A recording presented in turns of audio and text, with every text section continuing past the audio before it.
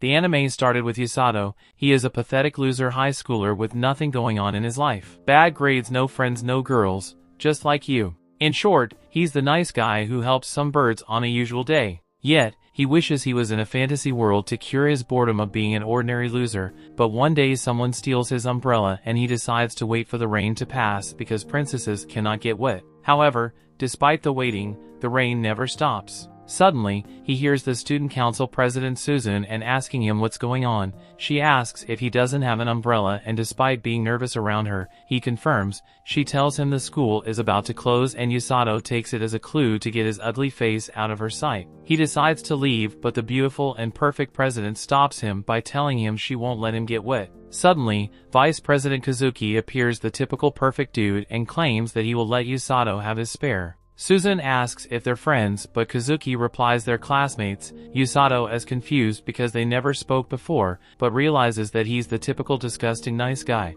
Usato thanks him for the umbrella, and Kazuki asks what they should call him. Susan steps in the middle of them, telling him she will also call him Usato. Our pathetic loser blushes, thinking she's trying to flirt with him. They ask if he wants to walk home with them, to which he also cannot believe he gets the chance to walk with the cool kids. He accepts the deal, and as they walk, Usato explains that Kazuki only talks to girls and stuff. Kazuki's answer is that he simply answers the girls' questions. Susan teases Kazuki's popularity, and Usato tries to give his best shot. He mentions how Susan is pretty much a goddess. Yes, he barely leaves his mom's basement. Susan calls herself an average student, but Kazuki also decides to join the Dumb and Dumber party, mentioning how perfect she is. She's the best student, great at sports, kind, and also pretty. Usato then decides to give his shot and asks if they're a couple. The two get confused but explain those are just rumors because they spend tons of time together in the student council. She still feels impressed that Usato is the only person who had a pair to ask it.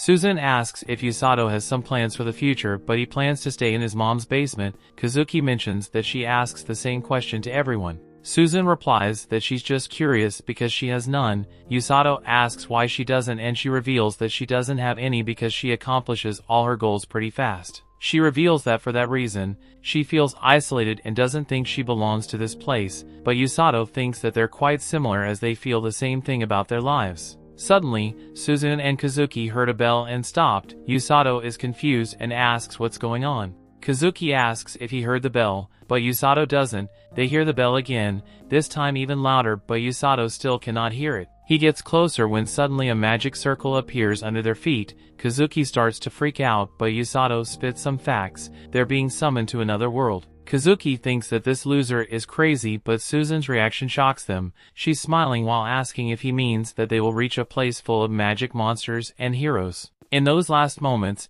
Usato is impressed about how Susan has a thing for that stuff. Seconds later, they open their eyes to find themselves inside a strange room. Upon looking around, they see a random geezer sitting on a throne. Usato is confused about this place and its people, but Kazuki doesn't know. He then looks for Susan just to find her hyped and smiling because this is another world. He thinks she just went bonkers. The old geezer sitting on the throne is happy they managed to wake up and stuff, but Kazuki arrogantly asks, "What is this all about?" The geezer introduces himself as Lloyd, the king of Linger. Kazuki is confused, but Susan is happy about it. The king explains they have been summoned as heroes, which makes Susan even happier. The king explains the same garbage as always as a demon lord who resurrected and is currently raising its armies. The kingdom has been attacked for the past 2 years, but they barely survived. Their last hope was to the forbidden spell to summon heroes from another world to fight against the guy who was cheated on by his wife. Susan is always acting ecstatic every time she hears something new. However, Kazuki gets mad and tells him to stop kidding. He literally calls the king selfish for dragging them here and doing the dirty work. He asks them to return them to their world, but the king explains that's not possible because the summoning only works in one direction. Kazuki continues his Karen mode, mentioning they all have families and stuff. The king replies they are desperate, but Kazuki couldn't care less. He gets angrier, but the soldiers point their arms at him. Usato tries to calm him down, and Kazuki finally follows some good advice. The king walks forward and kneels in front of Kazuki, promising to find a way to send them home after the job is done. Everyone else also kneels, and Susan asks the king why he is calling them heroes. The king tells his mage Welsi to explain. She reveals that the summoning spell seeks people who have the potential to become heroes. In short, everyone with that potential will hear the sound of a bell ringing. Susan and Kazuki understand that condition but then remember that Usato is different. They ask if he truly didn't hear anything and he confirms, which means he got here by accident. His parents didn't want him nor this world, just like you. They then go into Wellesley's room to check their magical aptitude. All they need to do is touch the crystal ball and they will find which magic they can use. Susan becomes all hyped out while Wellesley starts preparing for the test. Meanwhile, Kazuki asks Usato if he's alright with all of this. Usato says it's fine as Wellesley already told him he could probably still use magic despite not being able to be a hero. However, Kazuki is talking about being summoned to this world against his will.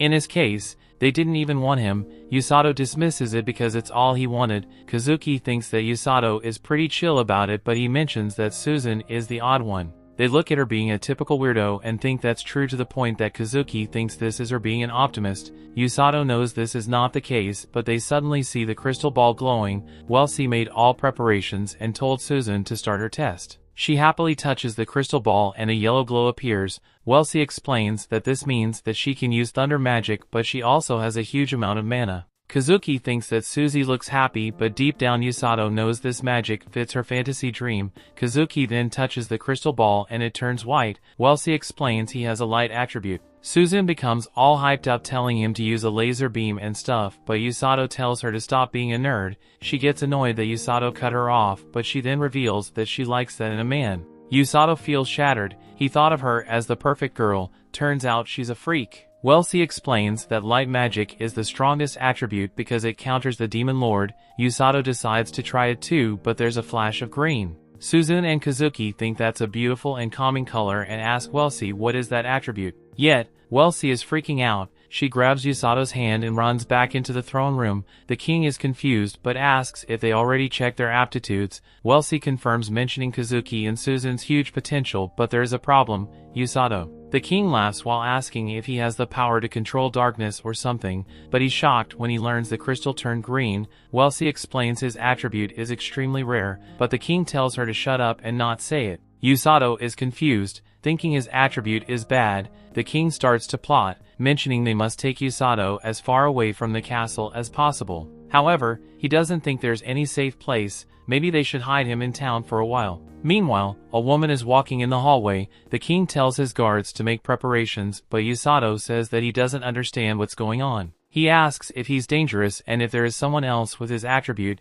The king freaks out as he replies yes, but that person is bad news. Suddenly, the woman walks into the throne room scaring everyone. This is the person the king was talking about. She asks the king how the summoning ritual went and if the heroes are already there. The king tries to play it cool, asking if it isn't her off day. Yet, she refuses to take any off days. She then notices Usato and asks if he's the hero. Usato gets scared and crawls back, and the king explains he was summoned by mistake along with the heroes. He calls Usato an average pleb, but she clearly notices the king is sweating. She asks for his name and introduces herself as Rose, the captain of the rescue team. Yet, Usato clearly knows that she looks like someone who should be killing, not rescuing someone. While she intervenes, mentioning the heroes are waiting by the crystal ball and tells her she will take Rose there, Rose accepts that and prepares to leave. The king feels relieved everything went well and tells Usato to rest while they figure out what to do in his situation. Usato accepts, but he wants to know what his magic attribute means. He stupidly asks what a green light means.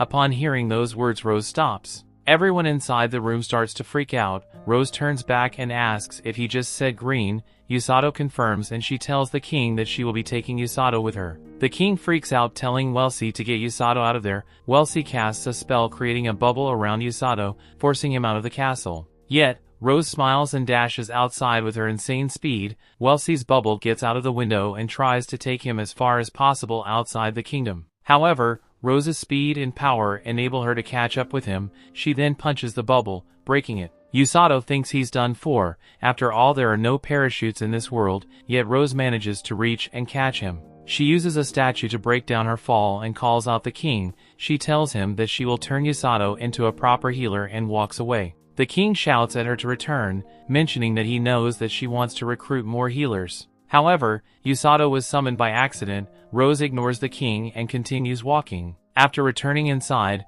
Wellesley explains to Susan and Kazuki that Usato was taken. They're worried he might be in danger, but Wellesley explains that's not the case. Kazuki wants an explanation. She reveals he was taken away from the castle to the rescue squad. She reveals that Usato's attribute is healing magic. Healers are rare in this world and Rose is one of them. Meanwhile, Rose is taking Usato under her arm to her base when a fox girl pays attention to what's happening. Wellesley continues to explain that Rose will basically teach Usato everything she knows. Susan thinks that's pretty normal, but Wellesley reveals that Rose's training methods are unorthodox, which means Usato will be living in hell. After reaching the base, Rose explains Usato has the potential to become a healer. He's pretty confused, and she reveals he will be living here from now on, and that's the reason she brought him. She then calls the rest of the members, but when Usato looks at them, he realizes they're literally a band of bandits. Rose tells them to take care of Usato, but they all look at him like serial killers. He tries to back away while scared in fear, but the guys introduce themselves,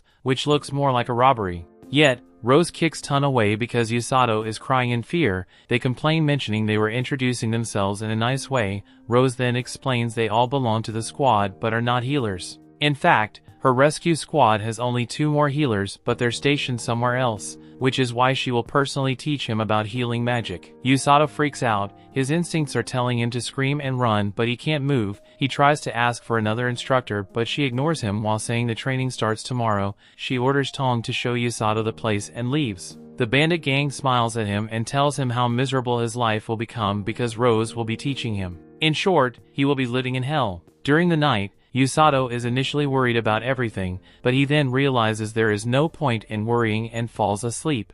The story continues. We see Usato wakes up and realizes that it wasn't a dream and that he's really in another world. One of the guys comes to his room and tells him that he has visitors. He steps outside and meets Kazuki and Suzune, who are relieved that he's alright. He apologizes for worrying them and tells them he's still alive. That's until he remembers that Rose exists and that she will train him starting today, which means that he might not be alive tomorrow. The two are surprised about this supposed hellish training and asked if he's prepared. Kazuki confirms, mentioning he has nothing else to do, but this is also a chance to do something useful. Suzune is impressed by those words and reveals they will also start their training today. Usato mentions that he's curious about their training as heroes mostly because he thinks their outfits look cool. Suzune laughs it out, but Kazuki thanks him, mentioning that those words made up his mind. Usato is confused, but Kazuki turns to Suzune and promises to give his best in this world. As the two depart, Usato thinks that Kazuki had a hard time adapting to this new world to become a hero.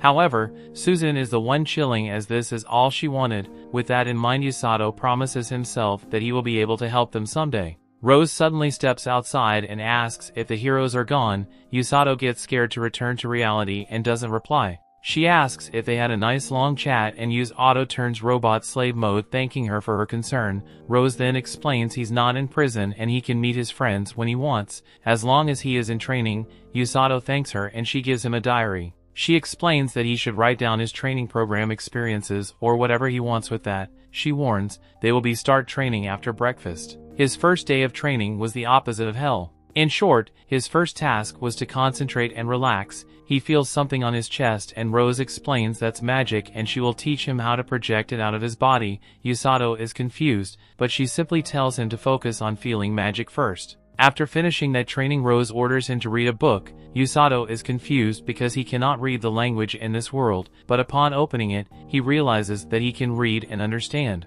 Rose explains that upon being summoned by the hero ritual, everyone has a translation spell cast on them. Using the images, Rose explains their current location and where the demons live. Usato realizes they're close to each other and she replies that Linger is the demon's first target. She tells him to read the book because he will learn about the world, nations, races, and demons. Usato starts reading it, thinking this training is easy. However, the second day was different as Rose forced him to run, which had nothing to do with magic. On the third day, he was forced to run until his body couldn't handle it anymore. As a result, his body gave up and he fell, but Rose got mad and asked him why was he resting. Usato explained that his legs gave up, but Rose slapped them with healing magic. He rolled around complaining about the pain until his dumb face realized that he didn't feel any pain at all. Rose calls him trash while explaining that she healed all his muscle soreness with magic. Therefore, he should start running once again. Usato gets up and runs for his life, but she tells him that even if he dies, she will heal him back to life just to make him run.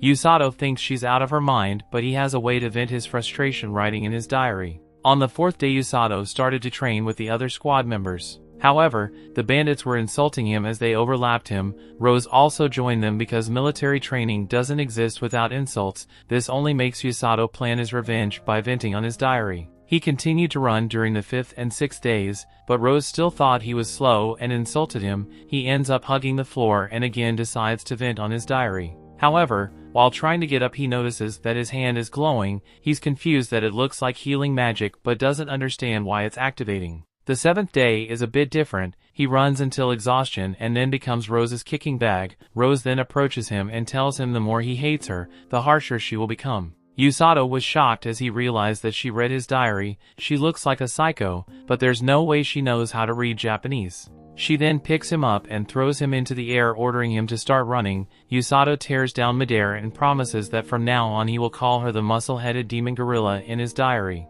Days 8 and 9 were pretty much the same: run into exhaustion, get kicked, and repeat it for the whole day. However, without noticing, Usato was healing himself every time he got injured. He later realizes that he's using healing magic as second nature as he doesn't feel pain or injuries. He then realizes that he doesn't want to use healing magic because he needs to use it without being ordered. Usato starts running again. Things started to change on the 10th day. Since he now knows how to use magic, he can now run without getting tired. However, deep down he still had doubts if he could help Kazuki or Susan, as he can only run. Still, he doesn't question Rose about it because he knows she will kick him again. Yet at that moment, she orders him to run 30 more laps and pick up the pace. Despite being mad about it, Usato promises that he will finish this training and show her who's the boss. That didn't last long, as the next day Rose added 1,000 push-ups to his training program. Usato knows he cannot do it by himself. That's why he continues to use healing magic to make sure his body can handle it.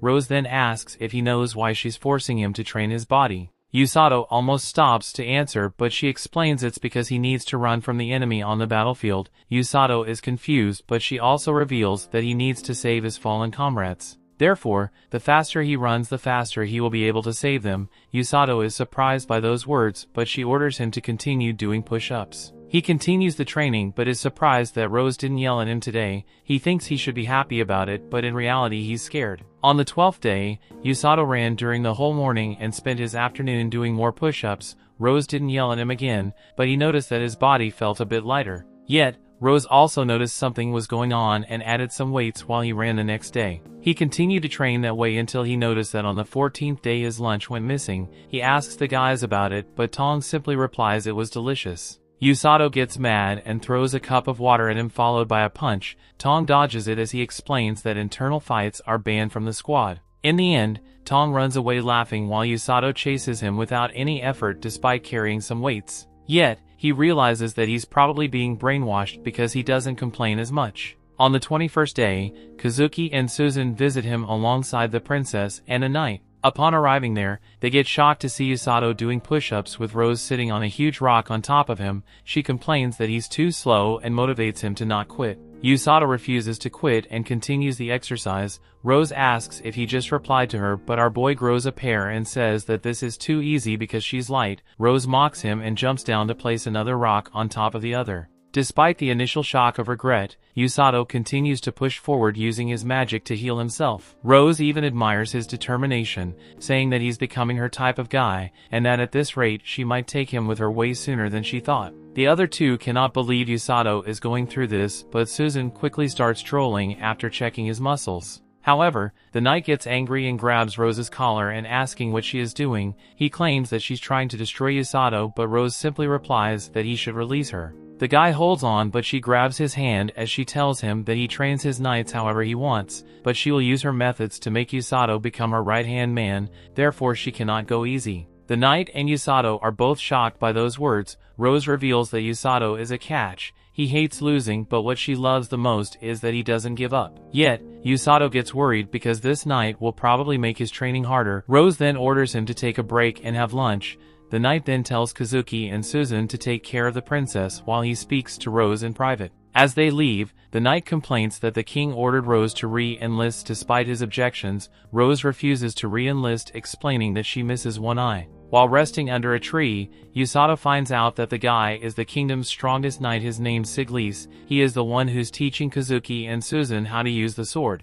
Usato finds it impressive but turns to the princess asking who she is. She introduces herself and he apologizes because he was being rude. She tells him to be comfortable around her and Susan mocks Kazuki as he also reacted in the same way. Kazuki then asks if Usato's training has always been as bad as just now. Yet, Usato simply replies that today was pretty easy and asks about theirs. Kazuki replies that their training is hard. He explains that Sigler's teaches them swordsmanship while Welsi teaches them magic. However, they always consider their physical and mental conditions. Usato thinks that's normal, yet Rose is just built differently. Kazuki then apologizes, but Usato doesn't understand why and tries to get another slice of pie. Susan uses this chance to check out our boy's muscles. Usato gets shy, but she's all into his huge abs. Even the princess cannot contain her curiosity. Kazuki then continues explaining that he felt like Usato was having a hard time. Usato confirms that he had it really hard in the beginning and wanted to run, but he's fine now. They get curious and he explains that Rose scares him, but he doesn't feel like running away because he enjoys training and life here. Susan is impressed that he already found a place to belong, but Usato dismisses it, calling it being stubborn. He shows his healing magic and explains that they will be fighting as heroes, therefore he also wants to help with something. Susan uses this chance to flirt, telling him to save her when she needs it. Yet, Usato simply tells her it's too late to act like a normal girl. She gets mad, but even the princess agrees with him. Suddenly, Tong appears and mentions that he has Usato's lunch. Usato gets all annoyed and pulls his mafia face, questioning his attitude and smiling despite what he did. Tong also uses his mafia face, telling Usato to forget about the past. Usato gets up, refusing to forget about his missing lunch, and charges forward. Tong also pulls out his fist and they end up punching each other. The two start brawling in front of everyone, making the princess scared. However, Kazuki tells her it's fine as it seems like this is just a normal day. Susan confirms, mentioning that it seems like he's fitting in this world way faster than them. Yet, this motivates Kazuki to return to the castle and continue his training. In the end, there's no clear winner as Usato and Tong get bruised faces. During nighttime, Usato is chilling as he takes a bath and thinks that it is nice to see his comrades. However, Susan creeped the hell out of him, yet that made him realize that his body had changed. He realizes this is the result of training his muscles until exhaustion and healing them with magic. However, he remembers Rose's words that he needs to run as fast as he can on the battlefield and wonders if he can do it. He's still unsure if his determination can match his strong body. The next day, Rose throws him a bag and tells him they will head outside. The bandit-looking guys get worried as they reflect on those words and realize it's finally time. Usato gets confused, but Rose simply takes him to the castle gate and tells the guard he will be taking someone outside. The guard is wetting his pants and rushes to open them. Yet, Usato doesn't know about the outside. They start walking and he asks where they're heading, but Rose tells him to shut up and follow her.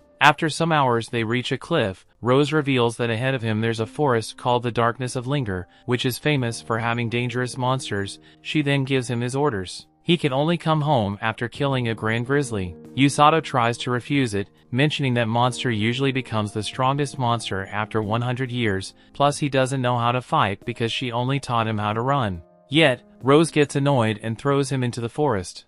The story continues. We see Usato begins to fall from the sky and he panics as he will surely not survive. However, just then his body begins to glow with his healing magic. Usato finds the determination inside himself to survive no matter what, so he uses his healing magic to brace himself for the impact. Usato can't believe that he survived and he heals himself so he can do what Rose told him. He won't be able to go back until he does, so he tries to have a good attitude about it. He convinces himself that it shouldn't be too hard since it's only a 2-meter tall bear, but he is stunned when it appears behind him. This thing is way bigger than he thought and even its claws are huge. Usato gets a bit confident that the bear won't be able to keep up with his speed, but he quickly finds out that it can. Usato reminds himself that he managed to survive the training from hell and this little teddy bear is nothing compared to Rose. Usato surprisingly turns to face the bear, but Winnie the Pooh with rabies has backup. Usato runs for his life again because the bear's cowards for ganging up on him. Just then, Usato hears a waterfall nearby and leaps into it to escape. The bears have no choice but to leave their prey and Usato uses the time to regather himself. All he has are some rations,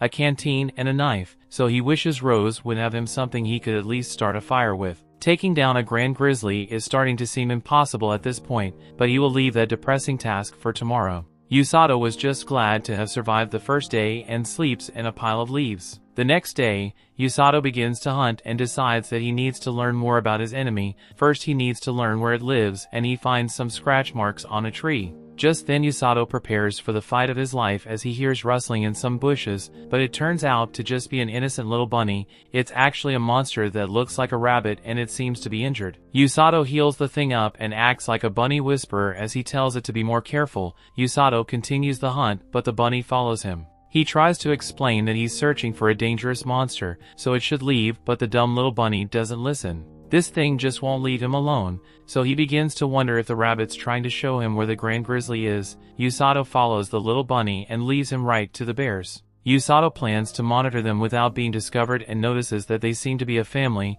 Usato takes a break to get some unclean water that he's a bit skeptical of, and he's shocked to see that the bunny still hasn't left yet. He goes back to continue monitoring and he began to think that the blue grizzlies are kind of cute. His bunny friend is pretty adorable too, so he begins to think that life in the forest is pretty good. That feeling wouldn't last long however, as the water he drank has a severe effect on his stomach. His healing magic is taking forever to make him feel better, so he determines that he was basically poisoned by the water. A day later it was titled Trusty Bunny Friend shows him where some clean water is and it's delicious. There is something wrong with Bugs Bunny though, and it seems to be because a monster is approaching. Little Bunny wasn't even scared of the Grand Grizzly, so whatever is approaching must be really dangerous. A noise can be heard in the darkness and Usato is shocked when a giant snake appears. He is terrified by this unbelievable monster and points out that there was nothing like it in the book he read. Even without knowing anything about it, Usato can tell that it's dangerous, and there is bloodlust oozing from every inch of it. When it leaves, Usato can finally breathe again and he decides to make it a priority to avoid that thing. For more days pass, but Usato can't shake an uneasy feeling he has. He has been observing the bears, but nothing has changed with them, and he can't go home without defeating the Grand Grizzly. Usato has to do it eventually, so he tells himself that he will do it tomorrow. The next day comes, but Little Rabbit doesn't want him to go. Usato gives in and decides to stay, but only until the rain stops. When it ends, Usato begins his mission and refuses to be stopped by Bunny. Usato readies himself for battle, but he is absolutely stunned when he finds that the lives of the bears have already been taken. The bite marks on the bears make it clear that the snake did it, but it didn't do it to eat. It took their lives for fun. The poor cub emerges from some rubble and tries to wake its mom up. Usato thinks about how much he hates losing, especially to Rose. On top of that, he hates the fact that his prey was stolen. As a little bear cries in agony, Usato states that what he hates worst of all is what he's looking at right now. He tells the cub to just wait right there and he vows to get revenge for it. Usato's friends go to visit him, but shocked to hear he has been training in the forest for 10 straight days. They think that seems a bit too long to be training out there, but the guys explain that Rose makes all the decisions. Rose isn't there though, so these useless guys have no clue what's going on. Kazuki is really worried about Usato, but Susan thinks he should be fine since Rose wouldn't have sent him unless he was ready. On top of that, Susan believes in Usato and she is sure he will be back soon. Back in the forest, our boy fuels his body with some snacks and makes a spear. He asks his little bunny to take him to the snake, but makes sure to instruct it to run away right after. The bunny takes him on a long journey through the forest and the two finally find the snake. Unfortunately, it is attacking the little cub and Usato was upset since he told it to stay home. This snake is absolutely terrifying to look at, but Usato insists that there's nothing scarier than Rose. Usato thinks the snake looks confused when he begins his attack, but it's not and it almost eats him. Usato counters with a stab to its eye, but he gets knocked back and he heals himself. Usato managed to blind it on one side, so he determines that it's a side he will have to attack from. This snake is insanely dangerous though, and it quickly manages to bite down on our boy's arm. Usato in immense pain, and he is shocked to realize that the snake baited him into attacking its blind spot. Usato was furious to have been tricked, but he reveals that the armpit was holding his knife. Usato manages to heal his arm enough so that it can move and stabs the snake from inside its mouth. Usato somehow managing to hold his own, but things take a real bad turn as he realizes that he has been poisoned. This is a seriously unfair fight, as the snake is both huge and poisonous, but Usato has the advantage of being able to heal himself. Getting poisoned by the water forced him to learn how to heal himself from the inside out. Usato does just that and prepares to attack again. This snake is about to end his life with one tail swinging though, but the little cub steps in to help. These two have great teamwork right off the bat, as the bear left suicidal jump off its back so he can get on top of the snake. Usato uses some foul language to call the snake stupid, and he somehow manages to land an insanely powerful punch. Usato's determined to end the battle right now, so he jams his spear further into the snake's head. He yells out as he gives it everything he has, and the little bear helps out by pinning the snake down. The snake is eventually defeated, and Usato can't believe that they actually did it. The bear seems to have taken a liking to Usato, and he points out how they got their revenge. He would like to heal the little cub, but he is using up all his mana to neutralize the venom in his body, and he can't even move. That's really bad news though,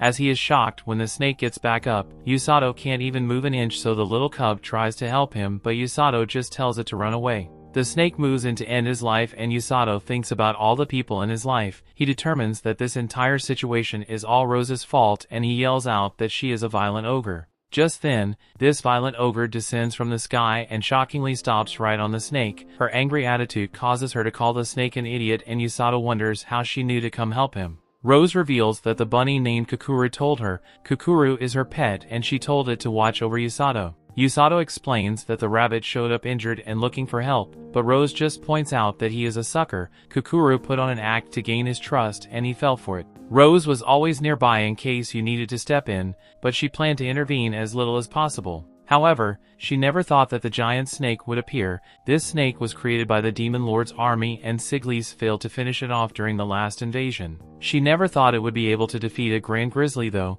since they are strong enough to defeat a full unit of elite troops. Usato can't believe she wanted a rookie like him to take one out, and thinks about how much of a monster she is. Rose explains that she actually never expected Usato to win, and the goal was for him to gain experience fighting something much stronger than him. Things started to get interesting with Usato though, so she decided to let him keep going to see what would happen. Usato quick to point out that he almost lost his life, and his little cub backs him up. It has clearly taken a liking to him when Usato remembers that its parents aren't alive anymore, so it's all alone. Usato gets his new buddy to calm down, and Rose realizes that she was right. Usato is a lot like her. She angrily informs the bear that he will be coming with them, and he will carry the loser that couldn't even lose his life properly. Usato wonders if the cub is really okay with everything, but this is one mature bear. As it's ready to go, they prepare to head back, but Usato can't help but think how terrifying Rose is, as she carries him and the bear over her shoulder. Rose revealed that she heard what he said about her being an ogre. She then terrifies our boy as she explains that he won't be getting any sleep tonight.